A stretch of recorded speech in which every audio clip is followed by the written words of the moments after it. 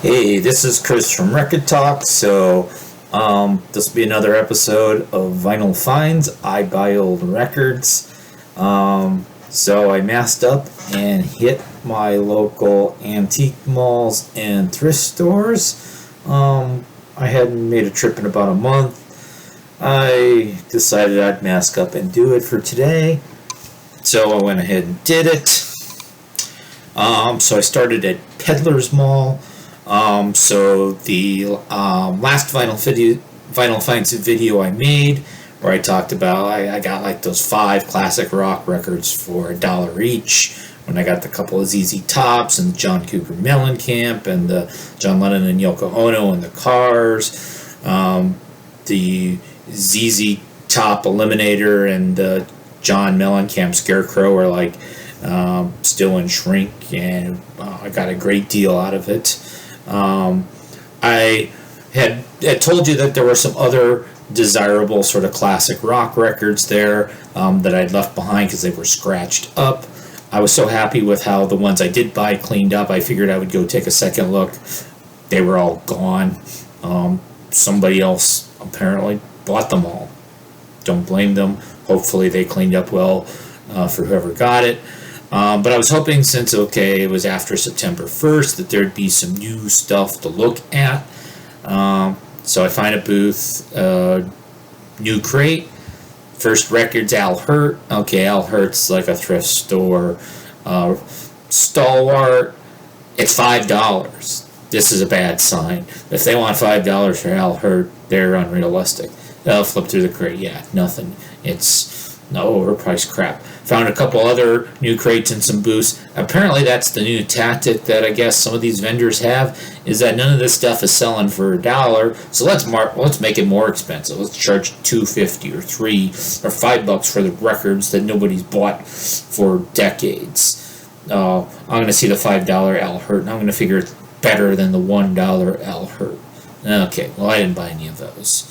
And so I didn't find anything in Peddlers Mall. Left there. There's a couple other places I occasionally find stuff at.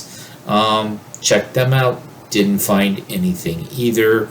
Probably the closest was there was a Carole King tapestry for $5. It was too scratched, so it got left. It's probably one of those, if it had been $1 or $2, I think I would have chanced it, but at $5 I said no. And finally, on the drive home, there's a little indoor antique mall flea market called the Wagon. I got a couple CDs there once. I literally have never bought a vinyl album there.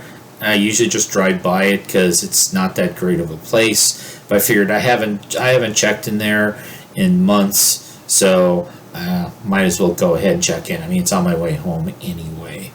So I stop in. I do find again, a new vendor. It's got 3 boxes of records, so I start flipping through them. Seems like the standard fare. At least everything's $1.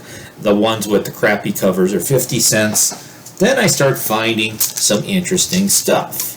So we got some Diodato Prelude. My parents had this record when I was a kid. It was $1, and it's in pretty decent shape, so I bought it. And then here's a Stanley Clarke record. Now I know Stanley Clarke's not considered the coolest guy ever, but hey, it's $1. I'll take a chance on it. I think this is from 1980. Silly cover. On Epic Records. Alright. Now we got some Jean-Luc Ponty, Enigmatic Ocean, for $1. I wish I'd found this a few months ago. I bought this for I think $5 or $6 a few months ago, and this one's in basically the same condition.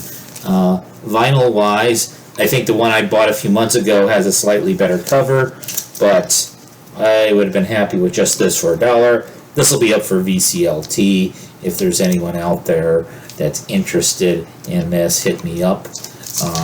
Maybe I'll talk about some other stuff. But then, here's the real score of the bunch. 50 cents. Oscar Peterson Trio with Milt Jackson. Now, obviously you're noticing that the cover is pretty rough on this boy. It's 50 cents. very tall. It's even a gatefold. There's the back.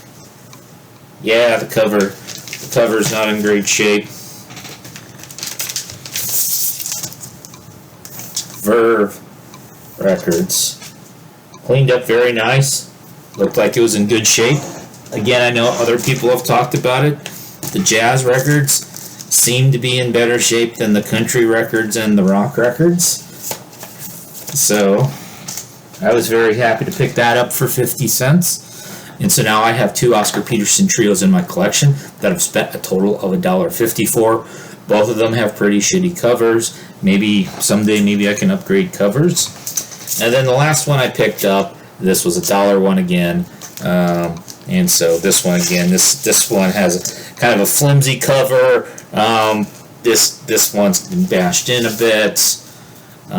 So maybe they should have only charged me 50 cents for it, but $1 was fine. I certainly would have bought that Oscar Peterson for $1, but they said 50 cents, and so I didn't argue. So this Leo Kottke, My Feet Are Smiling, which is a live Leo Kottke record.